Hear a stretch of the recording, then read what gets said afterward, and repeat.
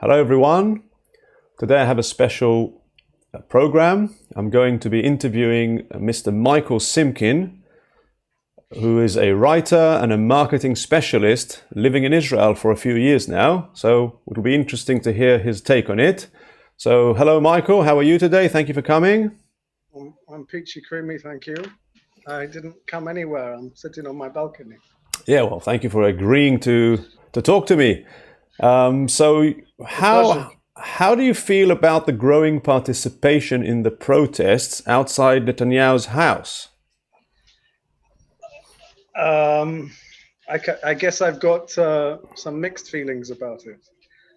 On the one side, I love it. All the dissatisfaction that I feel about myself, I can project it onto the situation in this country. And just as inside me is a little boy who's stamping his feet that he's not noticed enough and doesn't get enough love and respect, I'm glad that everyone else is also doing that for me. Um, Can you be more specific? So, what do you mean? How are you projecting? I mean, would you like share what exactly you are projecting from within inside yourself? what I mean is, whatever I see in the world is what I see in myself. And what I don't accept in myself, I'm more likely to project onto others. And so I project onto to Bibi and his regime, the sort of the authoritarian father who didn't love me for the son that I was. Um, so, on that sense, when people are jumping up and down outside his house, I feel, yeah, give him hell. And I want as much noise to be made as possible. And I particularly enjoy when the violence breaks out with the police, because that sort of satisfies my desire for violence. And I mean, I'm serious and not serious at the same time. I do mean what I'm saying. It's like I want to balagan, I want to mess. At Okay. the same time, there's the other side of it as well, which is the whole thing's a bit naive, because Bibi is a symptom of the problems of this country. He's not the like people think that when Bibi's gone, everything will be different. No, no, it won't. There's so much that there's so much wrong that, in a sense, maybe nothing will change when he's gone. I was just going to Maybe it'll ask. even get worse. I was going to ask, what do you think will happen the day after he's removed, if he's removed? Well, there'll be a big party first of all, and everyone will be wonderful. Like when what's his name? When Obama came to power, everyone was celebrating that now things will be different. Like hell, it will be. So the day after he's gone, there'll be a big party, and then anticlimax will set in.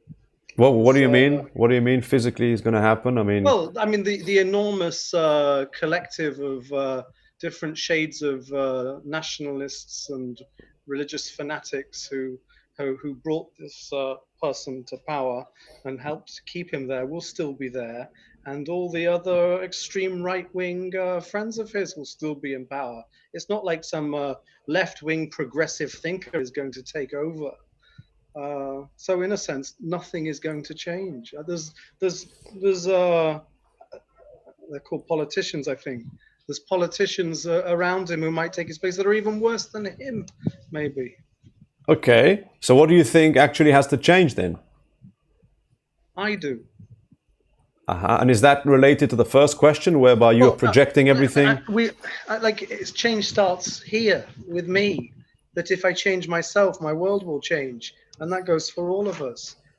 It's very easy to externalize issues and say, "Oh, if this changes and this changes and this changes, everything will be okay." No, it won't. I'll still be in the wherever I go. I am there. So until I learn to accept myself and love myself, my situation is always going to be shit. It doesn't matter where I am, or doesn't Interesting. matter what regime or environment I'm living in. That having said, it could be much worse. I could be living in North Korea. I could be living in Saudi Arabia. I could be living in I don't know where. It would be much worse. Yes. So the grass is always greener on the other side. Yeah, fair But enough. still, you ask what has to change beyond myself. Um, I mean, you mean if I could wave a magic wand? If I could wave a magic wand and do whatever I wanted in this country, first of all, I'd make a two-state solution, whether the other side wants it or not. Then I would separate religion and state. Um, I'm not keen on the fact that the religious have such a grip on this country, to be holding it by its kosher testicles.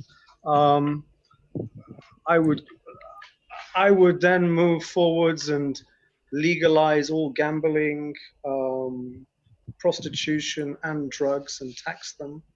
Um, I would end the 110% taxation on cars. I would make efforts to provide housing for as many people as possible at a reasonable price. I would look to over time phase out compulsory military. I mean, I'd basically change everything. Yeah, sounds like enough things to change. Um, people are talking about the human citizens' rights, human rights, and it has been said that it's easier in Israel for the regime to take away the citizens' human rights than in other countries. Do you have anything to say about that? Um, I mean, yes, I guess.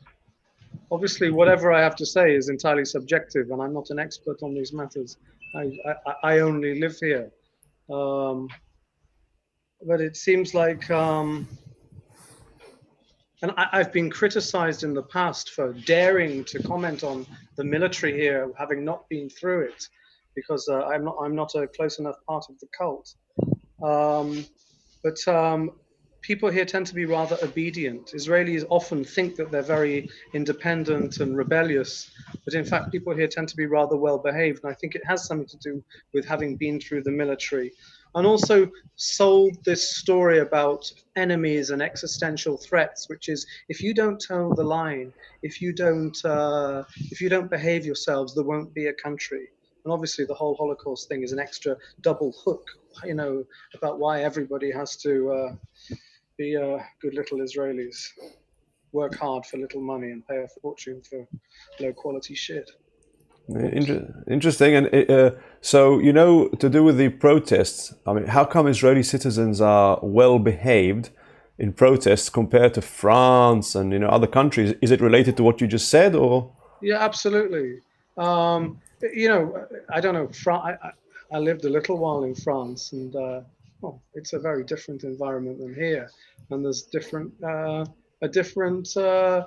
logos. There's different people are brought up with different ideas of what it means to be a citizen, and this whole égalité, fraternité, and whatever the other one is.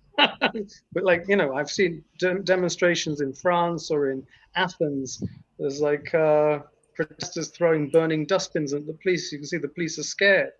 And then there's another level up, which is those demonstrations we saw a few years back in Kiev, where the protesters are actually shooting at the police. I'm not saying I agree with that at all, but no, there's I've heard the right wingers call all of the demonstrators anarchists here. You think that's an anarchist? People protesting, rubbish. Yeah. Okay, so well behaved. And what about nationalism in Israel? Nationalism in Israel,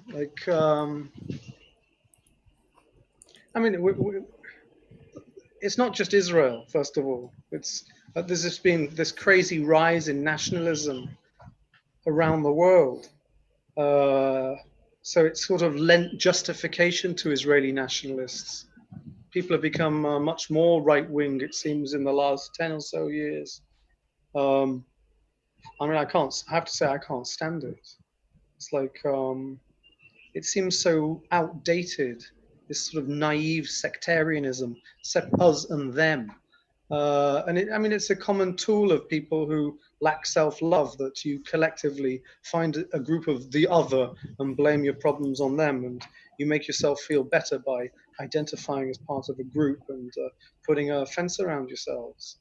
Obviously, there's all sorts of circumstantial reasons why this has happened, and it's happened on both sides. And each side, ironically, is in this weird sort of dance.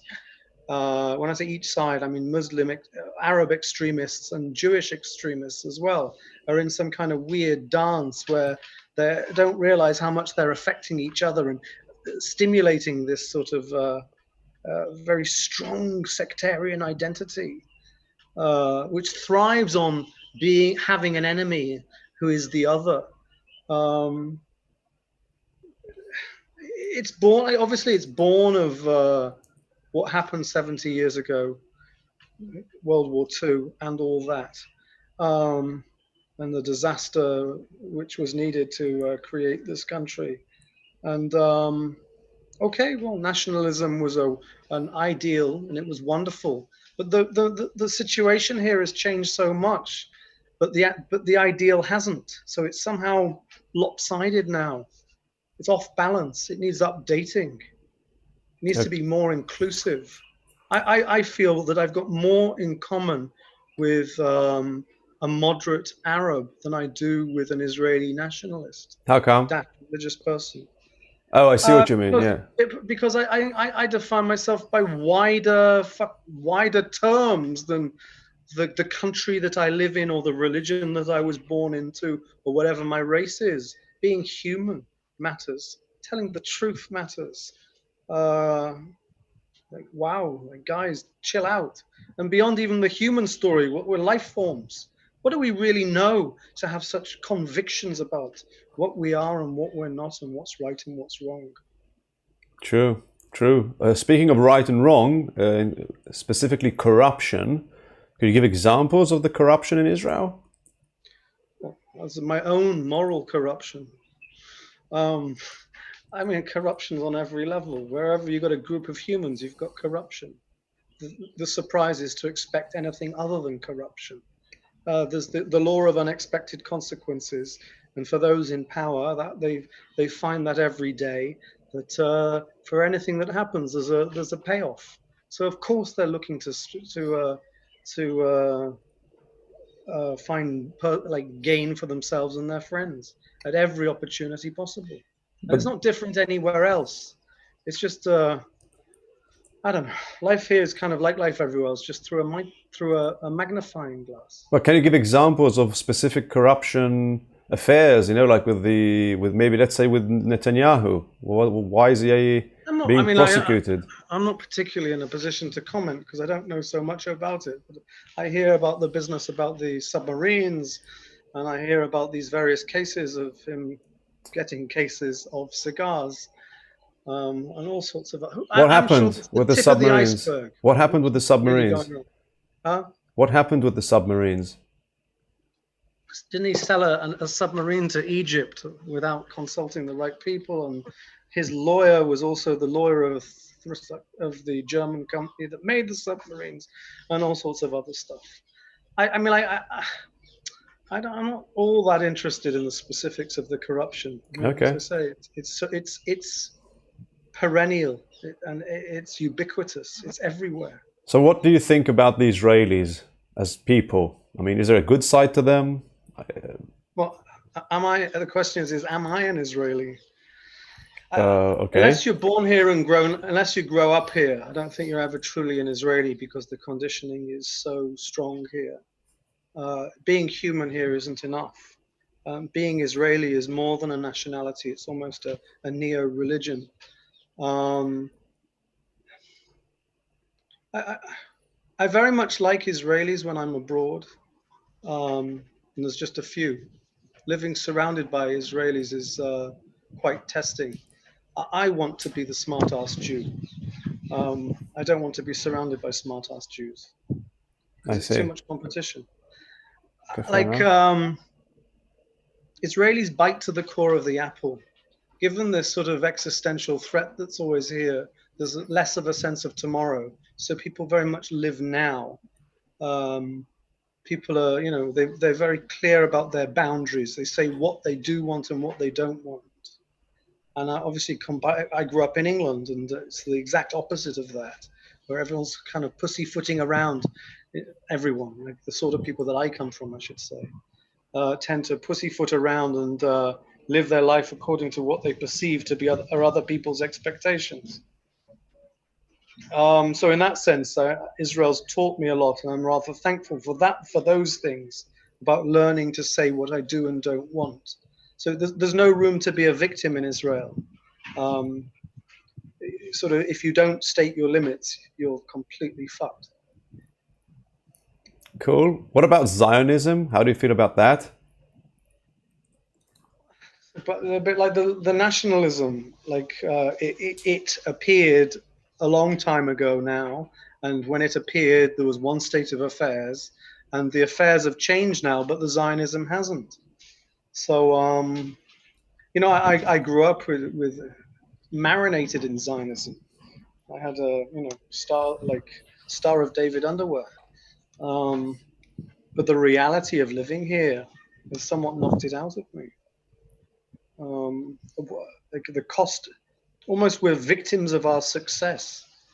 What do they say? Nothing fails like success. How come? I don't think anyone could have imagined how successful Israel has become.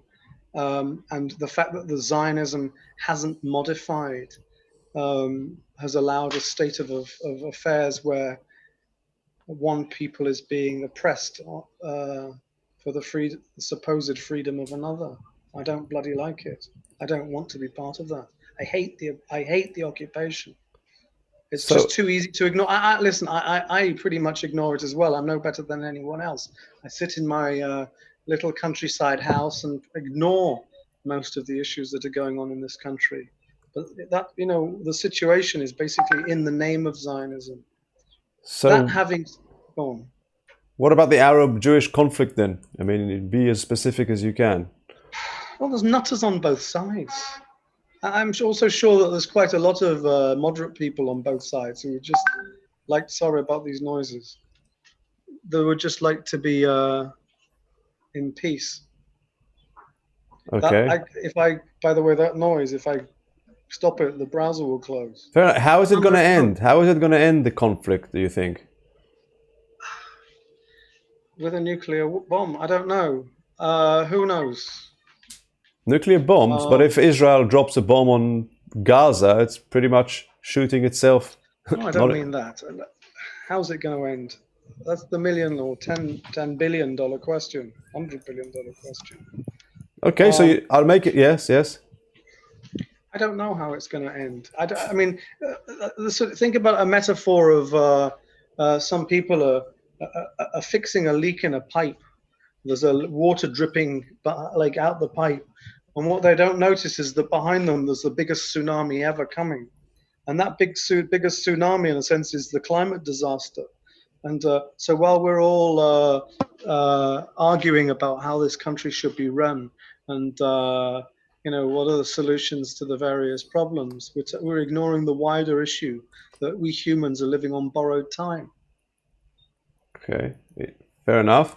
So I'll ask you this: if you could give me 3 possible scenarios, okay? A terrible scenario, an okay scenario, and an excellent scenario for outcomes in Israel. Well, obviously, the excellent scenario is that the Messiah comes, and I am the Messiah. I mean, it would obviously be fun to be the Messiah. But, what would be excellent? Some sort of quantum leap in technology that is such a game changer that the problems of today disappear, such as unlimited free energy given by someone putting a recipe to cold fusion on the internet, or some other quantum leap, maybe the cure to aging, although that might also be a disaster. Maybe some collective shift in consciousness where some fairy godmother waves a magic wand and everyone begins to just love each other. Yeah, but it sounds to me like you're talking on an international level, and I meant in Israel specifically. Well, that would be good enough now. Okay. That was the best case scenario. What was the others? Well, there was a middle and a terrible one. Okay would be it not getting any worse and getting a bit better. Like I haven't been long enough here, I guess, I've only been here like 10 years. But when I speak to people, they all seem to say, oh, it's getting much worse. But maybe people say that everywhere. I don't. So what would be a terrible scenario? Why do you want me to? I mean, coronavirus modifies itself, and instead of it killing, I don't know, whatever it is, 0.1%, it starts to kill 20% or 30%. Yeah. That's one thing. Maybe some dreadful nuclear war, or the government gets even more right wing. Bibi stays in power for the next 25 years. No, his son becomes the prime minister. And why is that a bad He thing? marries his mother. Okay. So, wow, that's interesting. Can you just, since we are almost finished, maybe address the Israeli nation with a request or with a suggestion? Go ahead. Bloody hell. I wasn't expecting that one. Michael, that wasn't in our list of agreed questions. I always ask that at the end, everyone, so you don't have to answer. What would A bit of advice to the Israelis. Chill out, guys. Let's take it easy. Like, oh, God. Can you start charging less for stuff? It's all too bloody expensive. And maybe some people could go and live somewhere else and lower the population a bit because I've got too many neighbors. I see. Okay, I mean, anything else you want to add for people living abroad and wanting to learn about life in Israel before we finish?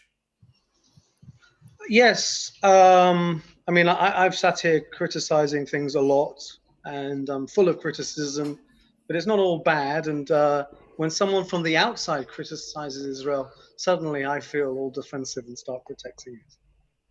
So I'm a hypocrite. Fair enough. Very, very honest of you. Light just landed on my nose in a second.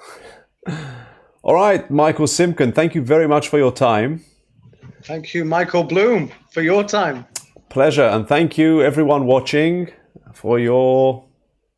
I hope you enjoyed it. Have a nice day, everyone. Enjoy the joy. Peace. Thank you. Peace out.